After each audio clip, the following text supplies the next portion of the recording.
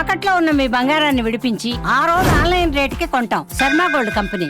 నమస్కారం అండి, సుమన్ టీవీకి స్వాగతం. నేను గీతాంజలి. ప్రస్తుతం మనతో పాటు ఉన్నారు వైదిక ఆస్ట్రాలజర్ గోనుగుంట్ల సురేష్ బాబు గురువు గారు. వారితో మాట్లాడి ఈ మార్చి 10 నుంచి గురు అనుగ్రహం అనేది ఒక 3 నెలల పాటు ద్వాదశ రాశుల వారిపైన ఏ విధంగా ఉండబోతుందో గురువు గారి మాటల్లో విని తెలుసుకుందాం. గురుగారు నమస్కారం అండి. గీతాంజలి గారు నమస్కారం అండి.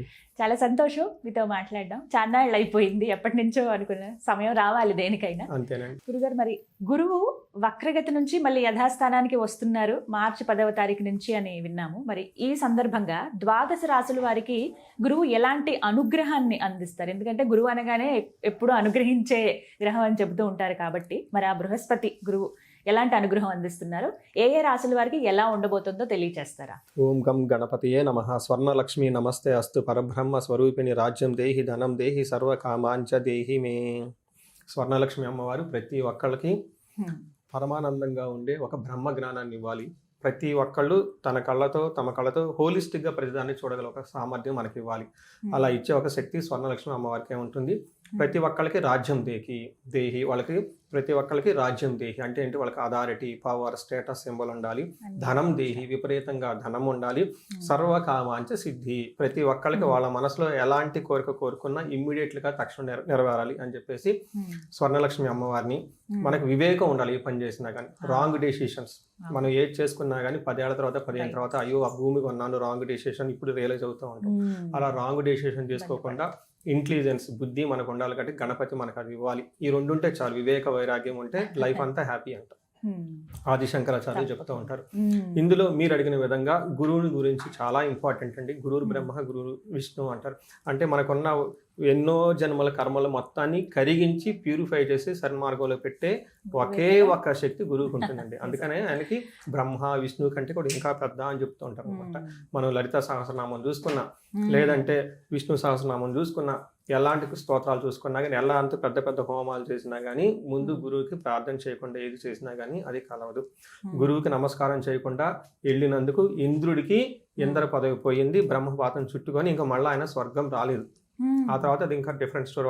వాళ్ళ వైఫ్ అదంతా మళ్ళీ గురువు దగ్గరికి వెళ్ళేసి అది పెద్ద ప్రొసీజర్ అనమాట. అంత పెద్ద శక్తి ఉంటుంది ఆ గురువుకి. చూడటానికి చాలా సింపుల్ గా లోన్ ఏదో సంధ్యావందనం చేసుకుంటా, మంత్రాలు చదువుకుంటా ఏదో లాగా ఉంటుంటారు అనమాట. బట్ వాళ్ళ చూపుకి, వాళ్ళ దృష్టికి, వాళ్ళ యొక్క ప్రెజెన్స్ కి చాలా ఇన్ఫ్లుయెన్స్ ఉంటుంది అనమాట. మనకి ఈ కాలంలో కనుక చూసుకుంటే గురువు ఎవరు అంటే అడ్మినిస్ట్రేటర్, ఈజ్ అ మంత్రి.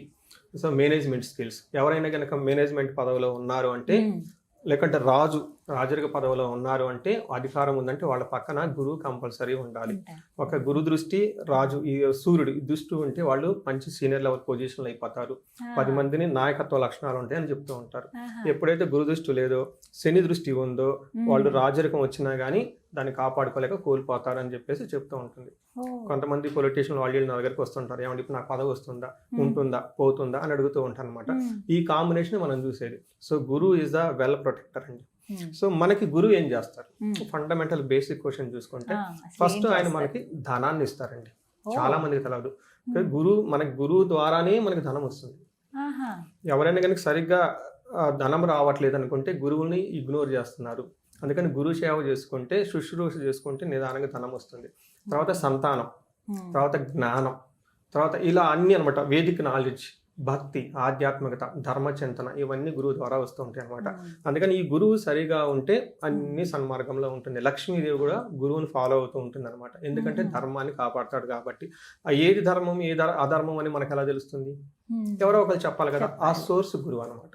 అందుకని చెప్పేసి లక్ష్మీదేవి వాళ్ళ అన్నగారు శుక్రాచార్యుడు కూడా గురువే ఆయన.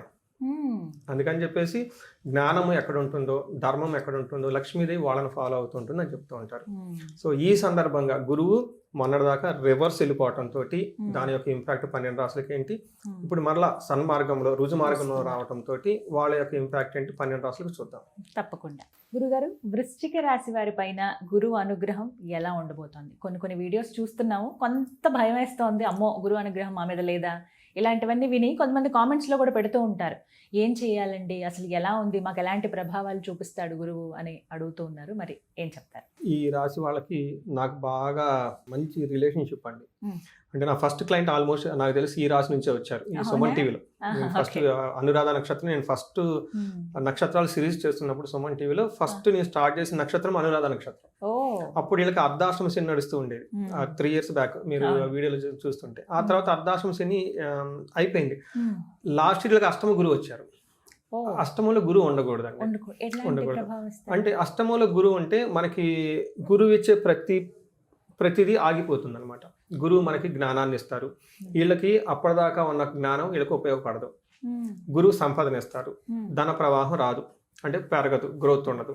తర్వాత గురువు మేనేజ్మెంట్ అండ్ అడ్మినిస్ట్రేషన్, ఇలాంటి స్కిల్స్ ఏమైనా ఉంటే ఇవి వాళ్ళకి సరిగా పనిచేయవు. గురువు ఏం చేస్తాడు, ఒక ధర్మ మార్గంగా వెళ్ళటానికి కావాల్సిన సహనాన్ని, పేషెన్స్ని ఇస్తారు, అది వీళ్ళ దగ్గర ఉండదు. అందుకని చెప్పేసి అష్టమ గురువు ఉంటే ఎలా ఉంటుందంటే మనకి శ్లోకాలు ఏం చెప్పారో చూద్దాం ఫస్ట్.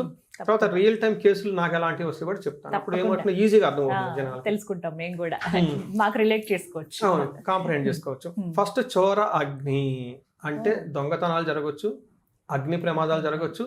నృప భీతి అంటే బాసు ద్వారా విపరీతంగా భయపడవచ్చు. గాత్ర గాంభీర్య నాశనం, ఇలా బాడీ లాంగ్వేజ్ డిగ్నిటీగా ఉండదు, ఏదో కోల్పోయామే, ఏదో చేస్తున్నామే అని ఆ ఫేస్ లో ఆ గ్లోరీ, ఒక డిగ్నిటీ అంటారు చూడండి, అది ఉండదు. ఇట్లా అది చూడంగా తెలిసిపోతుంది అనమాట. అంతేకాకుండా నిష్ఠూరం, ఈ టైంలో వాళ్ళని కదిలిస్తే ఇది సరిగా లేదు, అది సరిగా లేదు, అది లేదు, ఇది లేదు, ఏది బాగలేదు, వంకలు పెడుతూ ఉంటారా? బాగా చెప్పారు, వంకలు పెడుతూ ఉంటారు. తర్వాత సాహసం, చెయ్యలేని పనులు, ఏదైతే పెద్ద పెద్ద పనులు చేసేద్దాం అని చెప్పేసి సాహసం చేసేస్తూ ఉంటారు. క్రోధం, ఆ పని కాదు, విపరీతంగా కోపం.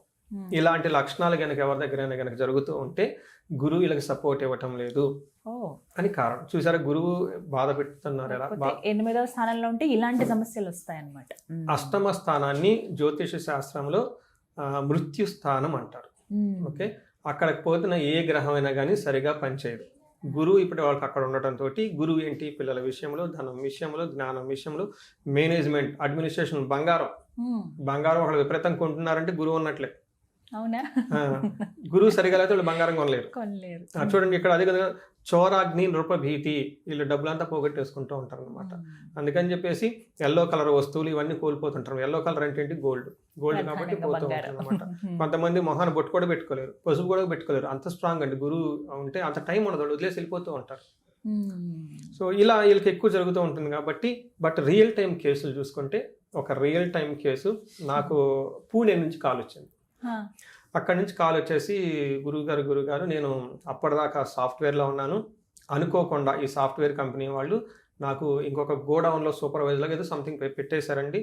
నేను చేసిన సాఫ్ట్వేర్ ఏంటండి, ఇదేంటండి, అదేమంటే అది డిప్యుటేషన్, కొత్త బ్రాంచ్ ఓపెన్ చేస్తున్నా కదా, వెళ్ళిపో చూసుకోవాలని చెప్తున్నారు. ఇది వాతావరణం చూస్తే ఇప్పుడు అలా అయ్యేటట్లేదు, నేను అసలు వెళ్ళిపోదామా ఏంటి అని కాల్ అండి. ఇలా ఉంటుంది వ్యవహారం. అప్పటిదాకా ఏసీ రూమ్లో చక్కగా కూర్చున్న వాళ్ళు ఆ గోడౌన్లోకి పోయి ఆ పని చేయటం ఏంటండి, అసలు పూర్తిగా మారిపోయింది అనమాట. కొంతమందికి రియల్ టైం లింగో కేసు, అప్పటిదాకా వాళ్ళు ఒక సీనియర్ మేనేజర్లో చక్కగా ఒక 150 మంది 200 మంది ఫ్లోర్లు ఆ టీం అంతా మేనేజ్ చేస్తున్న వాళ్ళని కొత్తగా ఒక బ్రాంచ్ ఓపెన్ చేసి, లేదంటే కొత్తగా డిపార్ట్మెంట్ని తీసి, ఆ డిపార్ట్మెంట్లో ఎవరు లేరు, ఈయన తీసుకెళ్ళి అక్కడ పెట్టేసి ఈ డిపార్ట్మెంట్ బిల్డ్ చేయమని ఇచ్చేస్తారు. ఇచ్చేసిన వాళ్ళు బాగానే ఉందా, బడ్జెట్ ఇంకా శాంక్షన్ కాదు, కొంతకాలం వెయిట్ చేయమని చెప్తారు. ఇంక బడ్జెట్ లేకుండా ఇంకేం చేస్తారండి ఆయన, చూడండి. అప్పటిదాకా చూడండి, ఆ తిరిగే కాలు మాట్లాడే నోరు ఆగదంట. పాపం 150 మందిని మేనేజ్ చేసి ఆయన తీసుకెళ్ళి అక్కడ పెట్టేసి ఆయనకి డౌట్ వచ్చేస్తుంది, బడ్జెట్ ఇవ్వట్లేదు, నన్ను ఎక్కడ పెట్టారు, అసలు జాబ్లో ఉంచుతున్నారు, తీసేస్తున్నారు. సహజంగా భయం ఉంటుంది కదండి, రిపోర్ట్ లేరు, టీం లేరు, ఇదేంటి అని వస్తూ ఉంటారు అనమాట. అది గురువు యొక్క ప్రభావం ఉంది, నీకు చాయిస్ లేదు, వెయిట్ చేయాల్సిందే. తర్వాత పరిహారాలు చెప్తూ ఉంటాను అనమాట, అది ఇంక వేరే విషయం. ఇలా వాళ్ళకి జాబులో స్మూత్గా చక్కగా వెళ్తున్న వాళ్ళు కాస్త ఓకే, వీళ్ళ మీద ఎవరో ఎక్స్పెరిమెంట్ లాగా చేసి వీళ్ళని అందులో పెట్టేసి వీళ్ళని పంపించేస్తూ ఉంటారు. ఇలా జరుగుతూ ఉంటుంది. సో ఇది మనకి గురువు అష్టమంలో ఉంటే జరిగే మనకి పరిణామాలు ఇలా ఉంటాయి అన్నమాట. సో ఇప్పుడు వృశ్చిక రాశి వారు ఇవే ఎదుర్కొంటున్నారు, ఇలాంటివి. పరిహారం చెప్పండి గురుగారు, అది మాత్రం ఖచ్చితం. ఏం చెయ్యాలి? వీళ్ళు పరిహారాలు చాలా ఎక్కువ చేసుకోవాలండి. అవునా? ఫస్ట్ పరిహారం వీళ్ళకి గురువు సంపూర్ణ శాంతి పూజలు అంటారు. అంటే ఏంటి, ఇది టెక్నికల్ పూజ, ఇది చిన్న చిన్న పూజలు కాదు. గురువుకి సంపూర్ణ శాంతి పూజలు అంటే గురువుకి 16,000 సార్లు బీజాక్షరాలతో కూడిన మంత్రం ఉంటుందండి, వేద మంత్రం. దీన్ని 16,000 సార్లు జపం చేయించాలి. వీళ్ళు చేయలేరు కదా, చదువుకున్న వాళ్ళు, బ్రాహ్మణులు, పురోహితులు, వాళ్ళ దగ్గర చేయించాలి. తర్వాత తర్పణం చేయించాలి, తర్వాత హోమం చేయించాలి, తర్వాత దానం ఇవ్వాలి, శనగలు అవన్నీ వాళ్ళకి ఇస్తూ ఉంటారు. ఇది ఒక ప్రక్రియ, ఎంతటితో సరిపోదు. గురువుకి అధిష్టాన దేవత తారాదేవి అని ఉంటారు. ఈ తారాదేవి కూడా చేయించాలి. ఇంతటితో చేసిన తర్వాత బ్రాహ్మణులకి గోల్డ్ చిన్న కాయను కనుక దానం చేయగలిగితే, అంటే గోల్డ్ చాలా ఖర్చు ఉంది అనుకోండి, కానీ ఇంపార్టెంట్ కదండి, అట్లీస్ట్ గోల్డ్ ర్యాపర్ లాంటి ఏమైనా కనుక దానం చేయగలిగితే బాగా కలిసి వచ్చేస్తుంది. ఇంతే కాకుండా వీళ్ళు కొన్ని రోజులు యోగా, మెడిటేషన్ రెగ్యులర్గా ప్రాక్టీస్ చేస్తూ ఉంటే చాలా చాలా బాగుంటుందండి. గురువుకి శుశ్రూష అంటే సేవ, అన్కండిషనల్ సేవ కనుక చేయగలిగితే చాలా బాగుంటుంది. ఇంపార్టెంట్ పనులు ఏమైనా ఉంటే వాళ్ళు డెసిషన్స్ పోస్ట్ పోన్ చేసుకుంటే ఇంకా ఇంకా చాలా ద బెస్ట్ టైం ఏమంటారు, సైలెంట్గా ఉండటం అనేది ది బెస్ట్ అనమాట. అది ఇది ఏదేదో చేయకుండా, అంటే ఎప్పుడు మనం రెసిస్ట్ చేయకూడదండి, ఉన్న ఫ్లోని యాక్సెప్ట్ చేసుకుంటూ ముందుకు వెళ్ళిపోవాలన్నమాట. అలా చేస్తూ ఉంటే వీళ్ళకి చాలా వరకు ఏమంటారు ఆ యొక్క తీవ్రత తగ్గే అవకాశం ఉంటుందండి. వాళ్ళు అనుభవించక తప్పదండి, we have to pass through that stage. But ఇదేమంటే ఆ సిచ్యువేషన్ వీళ్ళు మేనేజ్ చేసే కెపాసిటీ వస్తుంది, అందులో సఫర్ అవ్వకుండా. ఎక్కువగా వీళ్ళు బాగా చేసుకోవాల్సిన అవసరం ఉందండి. ఇన్ని పరిహారాలు చేస్తుంటే కొంతలో కొంత అలా మెరుగవుతూ వస్తూ బట్ ప్రాబ్లమ్స్ ని ఫేస్ చేయగలుగుతారు. ఓన్లీ 3 months కదండి, ఇప్పుడు ఆల్రెడీ 9 months ఫేస్ చేశారు కాబట్టి ఇంకో 3 months కొంచెం పరిహారాలు చేసుకుంటే బాగుంటుంది. అనుగ్రహం ఉన్నట్టే. ధన్యవాదాలు గురుగారు. ధన్యవాదాలండి.